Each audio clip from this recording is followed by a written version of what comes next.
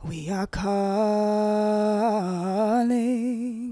for you. Yay, we are calling for you. Being on the soundtrack, it was kind of just great timing.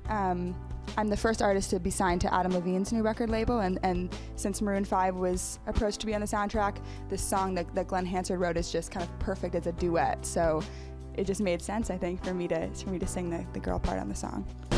Welcome and happy Hunger Games. Well, the story is a really sad story. And there's so much human experience. If I was living in that world, I would absolutely be writing songs about it, because as a songwriter, you write about the things that are on your mind. And if you're living in a place with that kind of sadness, it makes complete sense to me. There's 24 of us, Gail. Only one comes out. I was a huge fan of the series. I read all 3 of them in maybe 4 days. It was just like, I couldn't stop. And they're really addicting. And the stories, I mean, everyone who's read the book knows exactly what I'm talking about. There's just no putting it down. So I was a huge fan. And of course, I would have been beyond excited to be in a Maroon 5 song regardless. But to be part of this movie was really special just because I'm already a fan. Glenn Hansard wrote the song with the film in mind.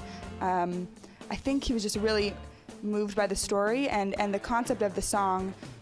He's writing it from the perspective of Kato, who is, in the book kind of comes across as the evil character because he's the most intense guy in the games and trying really hard to kill Katniss. So it's a really interesting perspective because in the movie, you see him as kind of the evil one. You want him to die. But if you take a step back, you realize he's just a kid in the Hunger Games, also trying to, not die. So the whole song called "Come Away to the Water," it's like Kato is waiting at the water, like trying to lure her to come so he can kill her.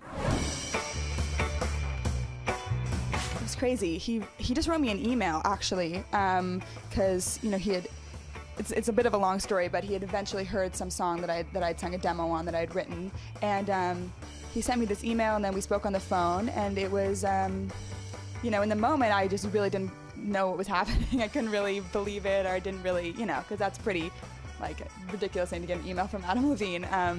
But we spoke on the phone and he was just awesome, and he's a really smart guy and we connected really quickly, and I really liked his ideas. And he seemed to really know where I was coming from as an artist and want the same things that I wanted, so it felt really right.